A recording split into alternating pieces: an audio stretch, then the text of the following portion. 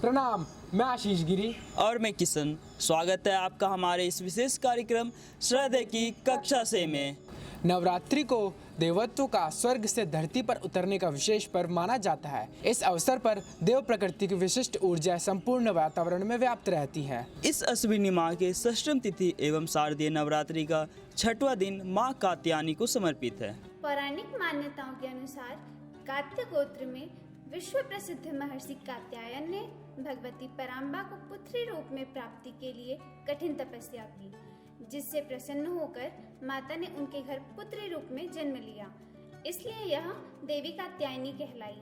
इन्हें प्रेम और स्नेह का प्रतीक माना जाता है।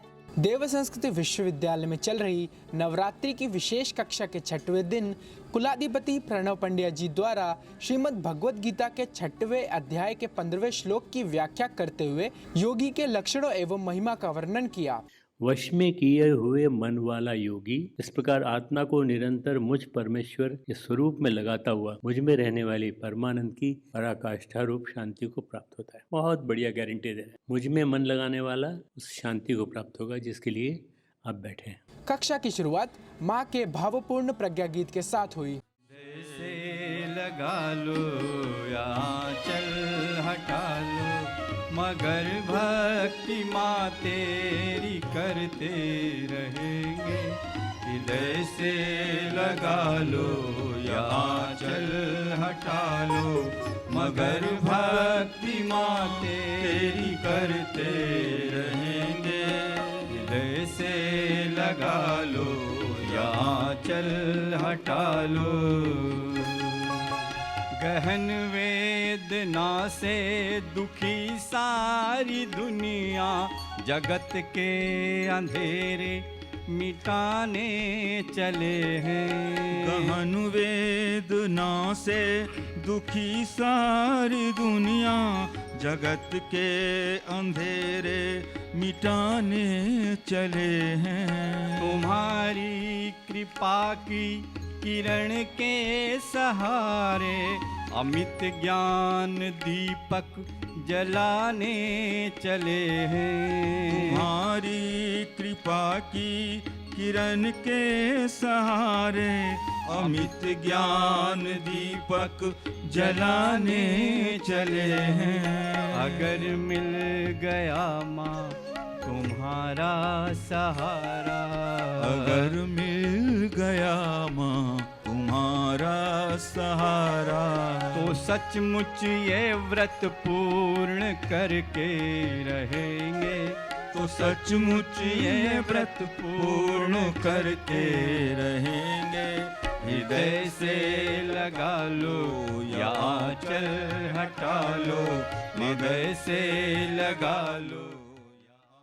निरंतरता सफलता की कुंजी होती है। श्रद्धेय बताते हैं कि जिस प्रकार एक लक्ष्य की सिद्धि के लिए निरंतरता की आवश्यकता होती है, उसी प्रकार परमात्मा की प्राप्ति के लिए भी भक्ति में निरंतरता की आवश्यकता होती है। जिस क्षण में भी स्मरण करने की क्षमता आ गई, वह निरंतर स्मरण करने की पात्रता पा जाता है। थोड़ा सा बढ़ाओ, एक क्षण, एक मोमेंट, 5 मोमेंट, 10 मोमेंट, इतना अगर आपने कर लिया तो इसका मतलब ये कि थोड़ी थोड़ी सफलता मिल रही है।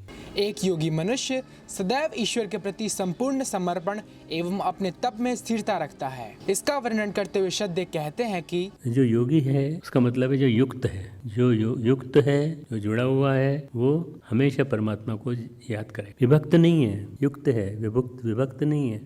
श्रद्धेय बताते हैं जीव संसार में रहकर भी संसार का नहीं है, इसलिए एक योगी की भांति विचारधाराओं का आकलन कर उसे रास्ते पर लाना आवश्यक है। हमारा जीवन केवल और केवल परमात्मा में प्रभावित हो रहा है, बह रहा है। बार बार ये सोचो, हमारा जीवन केवल परमात्मा की ओर बह रहा है। बस निरंतर स्मरण है। फकीर का जीवन, योगी का जीवन प्रार्थना में बीतता है। क्या कर रहे हैं वो महत्वपूर्ण नहीं, किस भाव के साथ जी रहे हैं, विचार किधर बह रहे हैं, ये महत्वपूर्ण है। हमारे विचार किधर जा रहे हैं, विचारधारा हमारी क्या है। राजू में तोल करके गिरधर को मोल खरीद लिया। श्रद्धेय कहते हैं कि यदि एक सच्चे योगी की भांति हमारे चिंतन में परमात्मा का स्मरण हो तो मनुष्य को अपनी समस्त बाधाएं भी शून्य लगेंगी। गीता प्रेस गोरखपुर द्वारा प्रकाशित एक पुस्तक लेटर्स ऑफ ब्रदर लॉरेंस के लेखक ब्रदर लॉरेंस का उदाहरण देते हुए श्रद्धेय बताते हैं कि भाई लॉरेंस अपने अनुभव से बताते हैं कि जो कुछ पूछते थे साधु लोग, डायरी में लिख लेते थे। जहाँ सदाव्रत चलता है जहाँ मुफ्त में लोगों को भोजन कराया जाता है, ऐसे एक लंगर में वो खाना परोसते थे।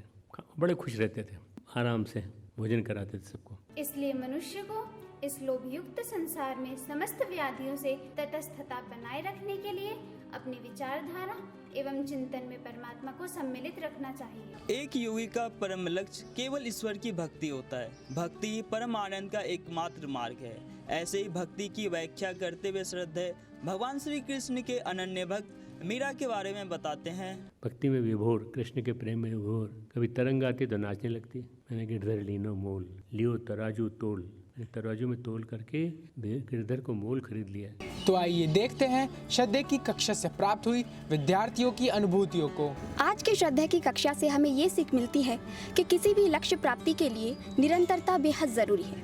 ठीक वैसे ही भक्ति साधना में भी यदि निरंतरता व स्थिरता हो तो ईश्वर प्राप्ति संभव है। तो अभी आपने देखा श्रद्धेय की कक्षा से के कुछ प्रमुख अंश, जिसे आत्मसात कर हम सभी अपने जीवन को धन्य बना सकते हैं। यदि आपको यह वीडियो अच्छा लगा तो लाइक करें, अपनों संग साझा करें और अपने महत्वपूर्ण सुझाव कमेंट बॉक्स में अवश्य लिखें। आप सभी को नवरात्रि पर्व की हार्दिक शुभकामनाएं।